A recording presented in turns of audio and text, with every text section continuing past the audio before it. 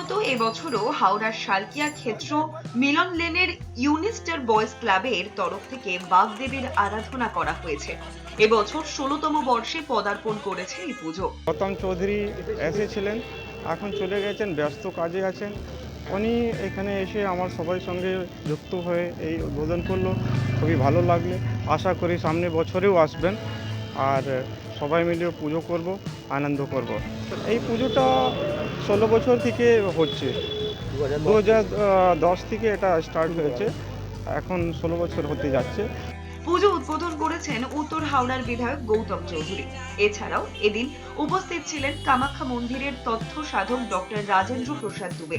Boys इनिस्टार club के तरफ से मुझे बुलाया गया है, आकर बहुत अच्छा लग रहा है और इन लोग का कार्य भी बहुत अच्छे तरीके से माता रानी का पूजा चल रहा है। बस यही गुजारिश करेंगे, ज्ञान की देवी जो आज जो पूजा हो रहा है, कल पूजा है तो ज्ञान की देवी है, तो माँ को मेरे तरफ से भी चरणों में कोटि कोटि प्रणाम। और यही माता रानी से गुजारिश भी करेंगे जो इन लोग का पूजा अगले साल और भी अच्छा हो और हम एक महामंडलेश्वर होकर हम फिर से आ पाए, हम खुद को भी धन्य समझते हैं। এছাড়াও উপস্থিত ছিলেন এলাকার বিশিষ্ট সমাজসেবী অরিজিৎ বজব্যাল, সুজাতা দত্তরা। এবারে পুজো আমাদের স্পেশাল হচ্ছে, এবারে প্রত্যেক বছর আমাদের এলাকার প্রতিমা শিল্পীকে দিয়ে করানো হয়।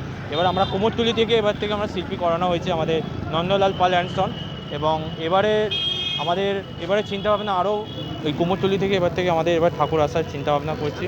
হাওড়া পৌরসভার প্রাক্তন পৌরমাতা মঞ্জিত রাফেলও উপস্থিত ছিলেন এদিন। হাওড়া থেকে দেবকুমারের রিপোর্ট, এস নিউজ।